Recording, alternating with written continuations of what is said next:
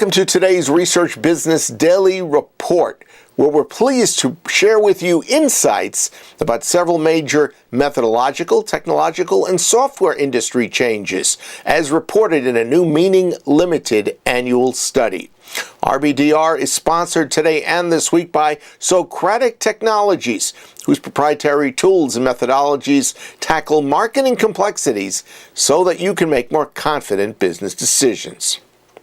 11 years ago, Meaning Limited Managing Director Tim Macer in the UK began conducting a research industry software study.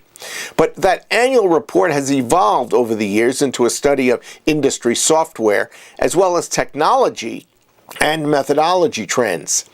This year's project, sponsored by Focus Vision's Decipher survey and reporting platform, was released late last Thursday.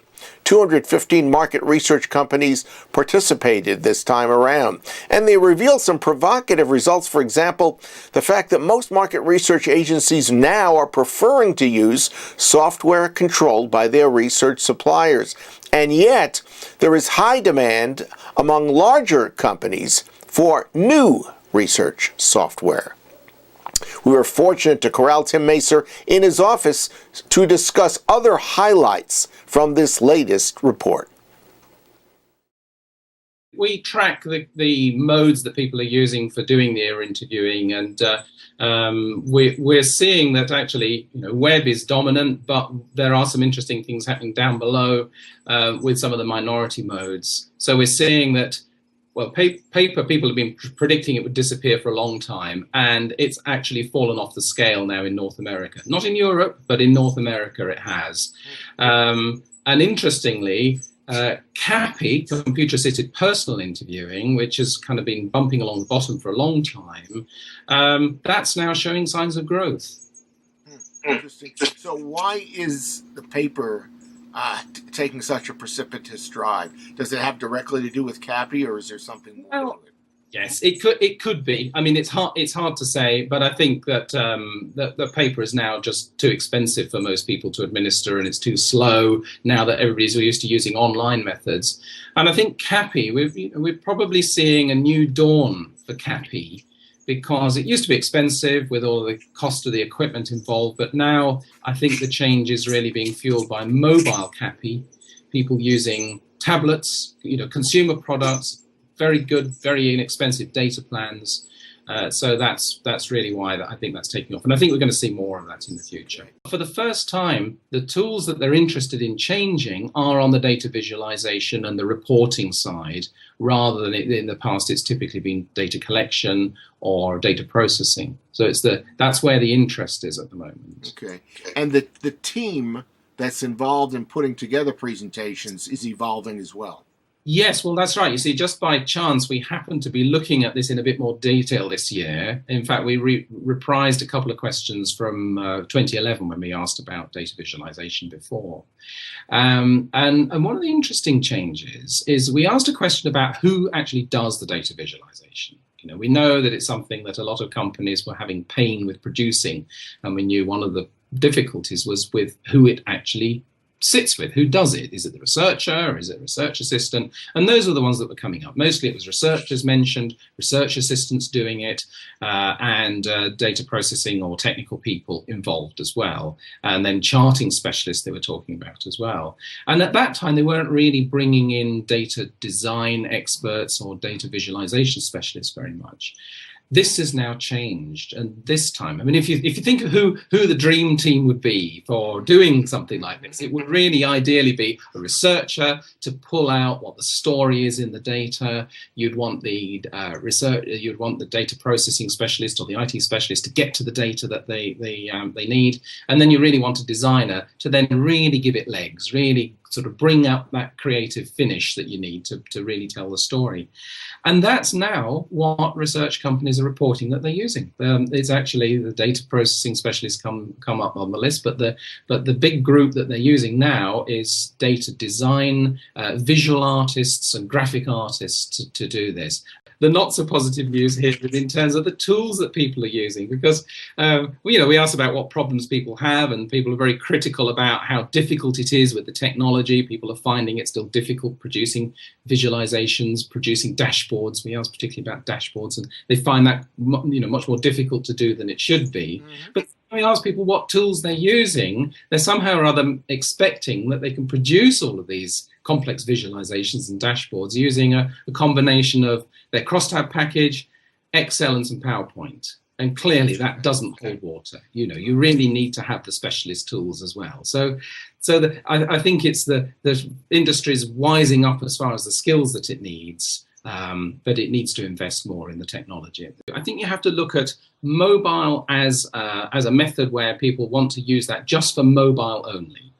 And that's usually what people are talking about when they talk with, and that's what all the buzz in the industry is about. The volumes there are tiny still. I mean, they're growing, and they've gone up from what was 1-2% in the last few years to we've detected 4% this year. So that's the biggest number it's ever been, but it's still very small. But that is the tip of the iceberg, because what's happening these days is that more and more people are starting to take the surveys that they're offered on their mobile devices. So in actual fact, any survey is a mobile survey. And this is inadvertent. These are not planned by the research. No, this is just what's happening. You receive the email invitation and you take it on your device. And there's a difference if you start off with panel, because most panel participants are used to taking it on, or they will go and they will take it on their laptop or their desktop machines. But if you're doing just general consumer invitations, you're going to find maybe 30, 40, 50% of the survey starts these days can easily be on a mobile. Now, it's not technology that's in the way here, because the technology is there to support that. And our participants said that, well, they find some difficulties in producing mobile-friendly surveys, but some of the tools are very, very good at doing this. But the killer question, I think, for all of this was one that we started off our little section of questions about this on, which is how often are companies actually talking about mobile participation when they design a new study? A 15-minute interview takes 23 minutes on a mobile, just because it's not so convenient to use. Okay, let me ask you a follow-up that I think relates to this. One of your recommendations at the end of this report is that there should be more attention paid to multimode. Doesn't this kind of fit into that whole situation where multimode should be offered in order to build participation and build completion rates? I suspect that's part of the answer. I think people need to think of mobile participation in an ordinary online survey as being an example of multimode, because the interview experience that people will have will be quite different if they're doing it on a mobile to if they're doing it on a desktop. So you need to think of that. But it's not a technically difficult multimodal survey to do. I think the difficulty still is in research companies having those very full and frank conversations with their clients about survey length and about what it really means if they actually want to get good participation across a good cross-section and get really reliable data, or do they just want to hit people with these very long surveys? Obviously, we've become much more technically oriented because of all the new tools and techniques that allow us to supposedly do better research.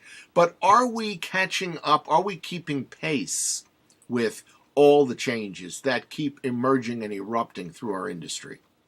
I think it's increasingly difficult. I think we've noticed, actually, with our survey, we ask people who are all involved in IT decisions in their companies, large and small. And so these are people that should know these things. And some of the questions we're asking them, they're finding difficult to answer. We're getting some questions where there's quite a much higher don't know that we did expect.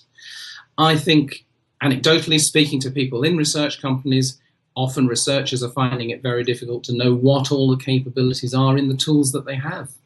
They don't necessarily know how their survey is going to work on a mobile device, for instance. They don't necessarily know whether they're able to do some of the things they want to. So, I think ultimately it's going to come back to the software providers and the dialogues that research companies can have with their software providers to help them understand what all of the capabilities are. But there needs to be the research agencies have a tremendously heavy responsibility to figure this all out for Yes. everybody, particularly for the clients. Yes, very much so. It's just there is so much there, and I suspect that there are lots of things that people could be using in the tools that they have that they're just not necessarily making best use of, simply because they just don't know that they're there. Our thanks to Tim Macer, certainly the research industry technology expert, the guy that I go to when I've got an important technology question. And he's reachable to you at tim@meaning.uk.com. If you don't know him, you should try to get to know him. And we're linking to his 93-page information pack study. It's free. We have the link in today's subscriber email, and it's also in the description box that supports today's RBDR. That is your Research Business Daily Report, sponsored by Socratic Technologies, whose proprietary tools and methodologies tackle marketing complexities so that you can make more confident business decisions.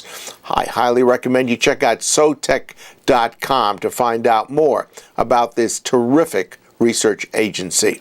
Have a great research day.